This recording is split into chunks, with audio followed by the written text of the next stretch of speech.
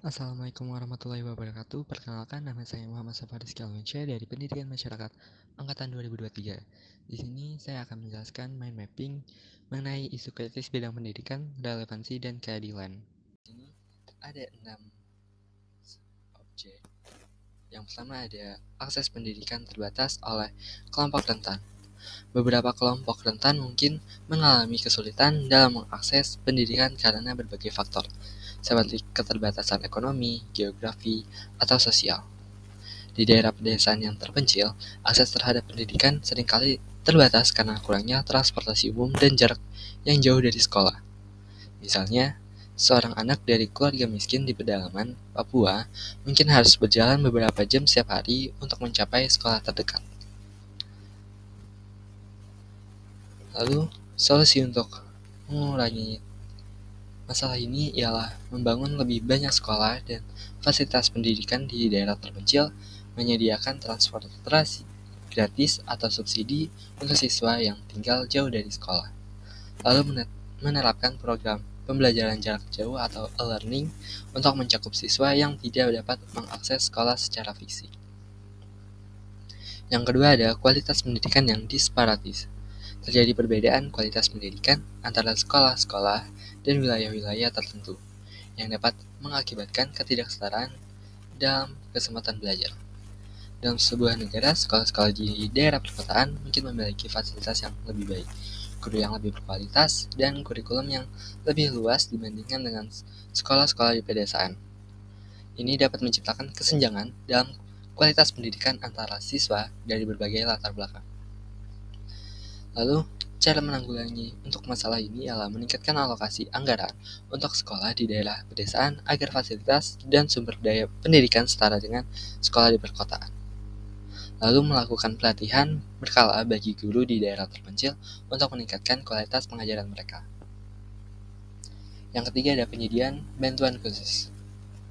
Memberikan dukungan ekstra atau bantuan kepada siswa yang membutuhkan, seperti siswa yang dengan kebutuhan khusus atau dari latar belakang ekonomi yang kurang mampu.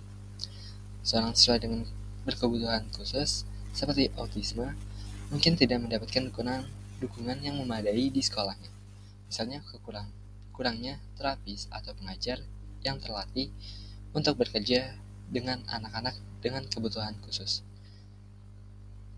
Karena anak-anak kebutuhan khusus dapat menyulitkan siswa tersebut untuk berkembang secara optimal. Lalu cara penanggulanginya adalah mendirikan pusat pendidikan inklusif yang dilengkapi dengan fasilitas dan tenaga profesional yang memadai untuk mendukung siswa dengan kebutuhan khusus. Melaksanakan program pelatihan untuk guru dan staf sekolah tentang cara terbaik untuk mendukung siswa dengan berkebutuhan khusus. Lalu yang keempat ada kurikulum tidak relevan. Terjadi ketika kurikulum tidak memenuhi kebutuhan siswa atau tidak sejalan dengan perkembangan industri dan teknologi yang berkembang sekarang.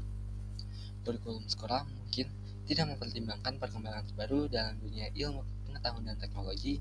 Sebagai contoh, di beberapa negara, kurikulum masih terlalu terpusat pada pengetahuan teoritis daripada keterampilan praktis yang dibutuhkan dalam dunia modern. Lalu cara menanggulanginya adalah melakukan peninjauan berkala terhadap kurikulum untuk memastikan relevansi dengan kebutuhan siswa dan perkembangan terbaru dalam ilmu pengetahuan dan teknologi, mengintegrasikan keterampilan praktis dan keahlian yang sesuai dengan dunia kerja dalam kurikulum. Yang kelima ada metode pembelajaran kurang inovatif. Kurangnya inovasi dalam metode pembelajaran dapat membuat pembelajaran menjadi monoton dan kurang menarik bagi siswa. Banyak sekolah masih menggunakan pendekatan pembelajaran konvensional yang terfokus pada pengajaran frontal dan hafalan. Misalnya, di beberapa negara, penggunaan teknologi dalam pembelajaran masih minim, sehingga siswa kehilangan peluang untuk mengembangkan keterampilan digital dan kreativitas mereka. Lalu, cara menanggulangi masalah ini ialah memperkenalkan teknologi pendidikan seperti komputer, tablet, dan perangkat lunak pembelajaran interaktif di sekolah. Lalu mendorong penggunaan pendekatan pembelajaran yang berpusat pada siswa seperti proyek berbasis atau pembelajaran kolaboratif. Lalu yang terakhir, yang keenam, minimnya keterlibatan komunitas dalam penyusunan kurikulum. Melibatkan komunitas dalam menentukan kebutuhan pendidikan lokal dapat meningkatkan relevansi kurikulum. Penyusunan kurikulum seringkali dilakukan oleh pihak-pihak yang tidak mencerminkan kebutuhan dan nilai-nilai lokal. Misalnya dalam suatu daerah di mana pertanian menjadi mata pencarian utama. Kurikulum sekolah mungkin kurang memperhatikan keterampilan pertanian dan keberlanjutan lingkungan yang penting bagi komunitas setempat. Lalu cara menanggulangi isu relevansi dan keadilan ini adalah melibatkan komunitas lokal termasuk orang tua, pemimpin masyarakat, dan tokoh agama dalam proses penyusunan kurikulum, mengadakan forum atau pertemuan terbuka untuk mendengarkan hal yang dibutuhkan dalam isu tersebut.